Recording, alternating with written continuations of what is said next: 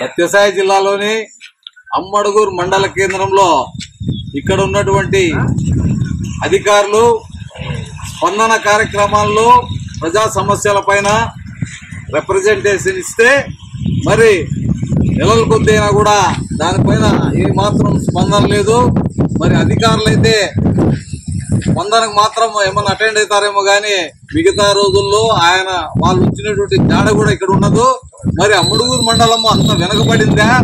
మరి అధికారుల పైన ఎవరైనా కానీ చర్యలు ఏమైనా తీసుకుంటారా లేదని చెప్పేసి కూడా రాయలసీమ కమ్యూనిస్ట్ పార్టీగా మేము ఈరోజు ప్రశ్నిస్తున్నాం.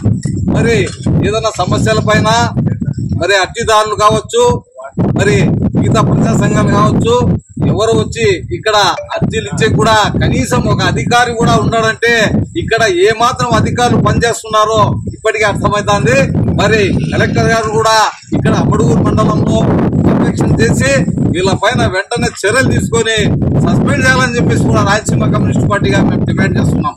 మరి ఇక్కడ ఏదన్నా గానీ సమస్యలుంటే మరి చెప్పుకుండేకి వచ్చినా కూడా ఒక అధికారి, ఒక అటెండర్ తప్ప ఈ ఆఫీసులో ఒకరు కూడా లేరు. మరి ప్రతి సోమవారం గ్రీవెన్స్ ప్రభుత్వం పెట్టింది. మరి గ్రీవెన్స్ నాపొద్దు కూడా అధికారులు కూడా డుమ్మా కొడుతున్నారు. దాదాపుగా 21 శాఖలు ఇక్కడ ఉన్నా కూడా ఒక్క శాఖలో పనిచేసే అధికారి కూడా ఇక్కడ ఉండడం లేదు. కాబట్టి వెంటనే ఏదైనా వెనుకబడిన అమ్మడుగురు మండలం కాబట్టి కర్ణాటక బార్డర్ లో ఉంది కాబట్టి ఇక్కడ ప్రజా సమస్యలు ఏమి ఉండవా? మరి వాళ్లకు ప్రజా సమస్యలు తీర్చే అధికారి కూడా ఇక్కడ లేడంటే వెంటనే ఇది కలెక్టర్ గారు దీనిపైన వెంటనే రావాలి.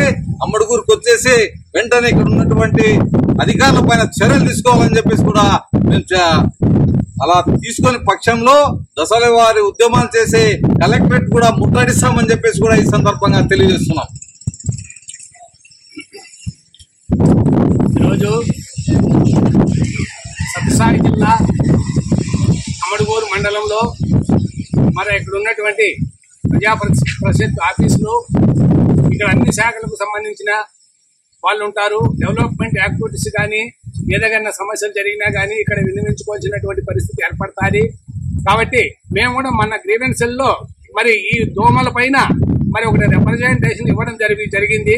ఆ రిప్రజెంటేషన్ ఇచ్చి కూడా దాదాపు వారం అవుతా ఉన్నా కానీ ఇంతవరకు కూడా ఏ విధమైనటువంటి చర్యలు తీసుకోలేదు. కాబట్టి మళ్ళీ ఈ రోజు మళ్ళీ ఇక్కడ సందర్శిస్తే మరి ఇక్కడ ఏ ఒక్కరు కూడా లేనటువంటి పరిస్థితి ఏర్పడతా ఉంది.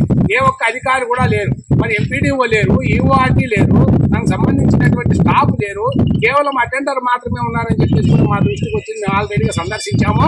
మరి ఆర్సీపీ బృందంగా మేము ఇక్కడికి వచ్చాము. వచ్చిన తర్వాత కూడా ఇక్కడ ఏ విషయమైనటువంటి సంబంధించినటువంటి ఏ ఒక్కరికి కూడా న్యాయం జరగలేదనేటువంటి పరిస్థితి వాళ్ళ కళ్ళారా చూస్తాము. కాబట్టి దీనిపైన ఉన్నతాధికారులు స్పందించి, అదేవిధంగా కలెక్టర్ గారు స్పందించి ఇక్కడ వచ్చేసి రివ్యూ చేయాలని చెప్పేసి కూడా రాయలసీమ కమ్యూనిస్ట్ పార్టీగా అదేవిధంగా రైతు సంఘంగా మేము వాళ్ళ డిమాండ్ చేస్తాము. లేని పక్షంలో మరి దశల వారీగా ఉద్యమాలు చేసి ఇక్కడ జరుగుతున్నటువంటి తతంగం అంతా ఇవాళ మేము గమనించాం మేము.